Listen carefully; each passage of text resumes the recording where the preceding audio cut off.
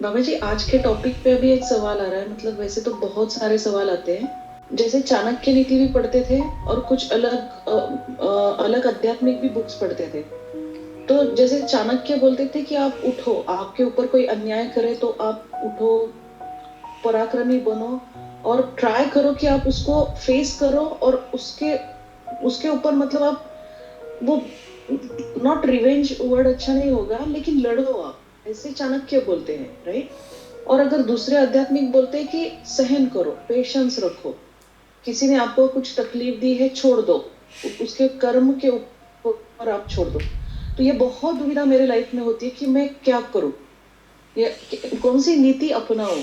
दो बातें होती हैं। एक तरफ आप साइंस की सब्जेक्ट की बात कर रहे हो और एक तरफ आप आर्ट की बात कर रहे हो, आर्ट के सब्जेक्ट की। तो दोनों में मैच नहीं है। चाणक्य आध्यात्मिक नहीं थे, स्पिरिचुअल नहीं थे, वो पॉलिटिशियन थे। और वो जिस समय में आए थे उस समय में भारतवर्ष के बहुत मंदे हाल थे।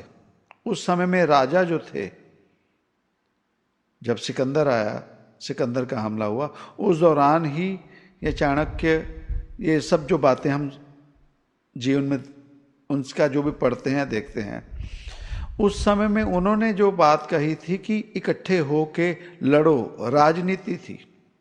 वो एक एक सेपरेट चैप्टर है, एक सेपरेट सब्जेक्ट है। अब आप अध्यात्म की बात करते हो तो अध्यात्म कंप्लीटली डिफरेंट है। अध्यात्म, spirituality is not a religion. धर्म जो कहते हैं, मजहब जो मान रहे हैं हम, धार्मिक होना भी अलग है, मजहबी होना भी अलग है और आध्यात्मिक होना भी अलग है। ये अलग अलग चैप्टर है, हमें पहले समझना पड़ेगा। धर्म का मतलब हमें पता नहीं क्या है, मजहब का मतलब हमें पता नहीं क्या है, और आध्यात्मिक होना क्या है, हमें इन बातों का पता नहीं। सो जब आप स्पिरिचुअलिटी की, अध्यात्म की बात करते हो, तो अध्यात्म में फिर शरीर की बात नहीं है।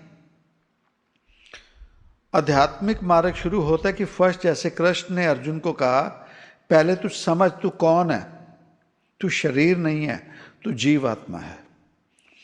नाउ कंप्लीटली सोल, जो जीवात्मा है, उसके एलिमेंट और शरीर के एलिमेंट अलग हैं। आत्मा की भूख और शरीर की भूख अलग है। आत्मा की रिक्वायरमेंट, उसकी ज़रूरतें अलग हैं, शरीर की ज़रूरतें अलग हैं। तो अगर हम शरीर होकर अपना जीवन, अपने आप को स्पिरिचुअल कंसीडर करेंगे तो हम बेवकूफ़ी कर रहे हैं। बिकॉज हम लोग गलत ट्रैक पे हैं, अपने आप को शरीर समझ रहे हैं और बात अध्यात्म की कर रहे हैं। That's illogic. और जब आत्मा की बात होती है, देन आत्मा में किसी से बदला लेना, किसी को हराना, किसी को नीचा दिखाना, कोई हमें नुकसान कर गया, सुख दुख, आत्मा के लिए कोई फर्क नहीं है। क्योंकि आत्मा खुद उस परमात्मा का अंश है।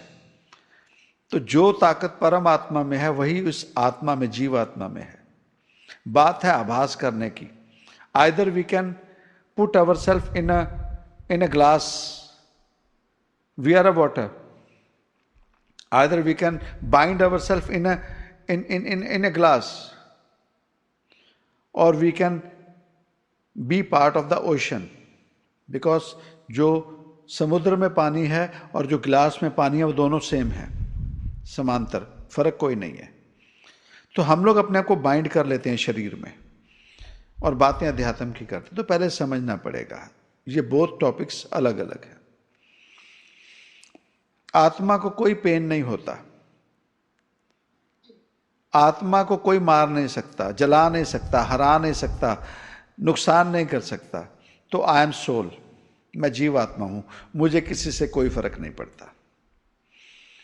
फर्क पड़ता तो शरीर को, शरीर मुझे मिला है ये जीवन का सफर पूरा करने के लिए। जीते जी शरीर में रहते रहते मुझे अपना संपूर्णता पानी है, इसलिए इंसानी जामा मिला है।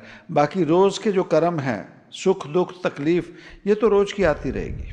आज एक परेशानी जाएगी, कल दूसरी आएगी। और परेशानियां भी कैसी, मैक्सिमम परेशानियां तो हमने खुद पाल के रखी हुई हैं। माइंड में बना के रखी हुई हैं। और मन ही हमारा सबसे बड़ा दोस्त है और मन ही हमारा सबसे बड़ा दुश्मन है।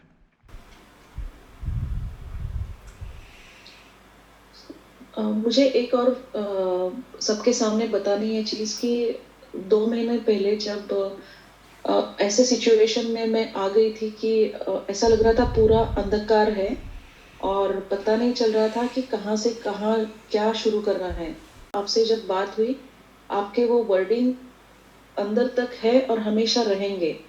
और जैसे जैसे आपने बताया उस मार्ग पर मैंने जाना शुरू कर दिया खुद को स्ट्रांग बनाते हुए। तो आज मुझे हल्का सा लाइट दिखाई दे रहा है, प्रकाश दिख रहा है और बहुत सारी ऐसी ऊर्जा आ रही है अंदर कि नहीं, मतलब अंधेरा हमेशा नहीं होता है। और ये इसीलिए हुआ कि आपके शब्द वो बहुत जरूरी थे उस समय, मुझे लगा, नहीं तो पूरा भटकना शुरू हो गया था मेरा। और जैसे आपने जो बातें करी वो जहन में बैठ गई है। और पता नहीं किस चीज से मैं आपको शुक्रिया, बहुत छोटा शब्द होगा मेरे लिए। चलो शुक्रिया अदा उस रब का बच्चा, उस ओंकार का शुक्रिया अदा। और शुक्रिया अदा जो ऐसी विधि, ऐसे हालात बने। तो ये रब के घर में लिखी होती है घड़ी। सो दाता कृपा बनाए रखें और तरक्कियां करो, दाता मेहर करेंगे। खुश रहो, खुश रहो जी। सत ओंकार।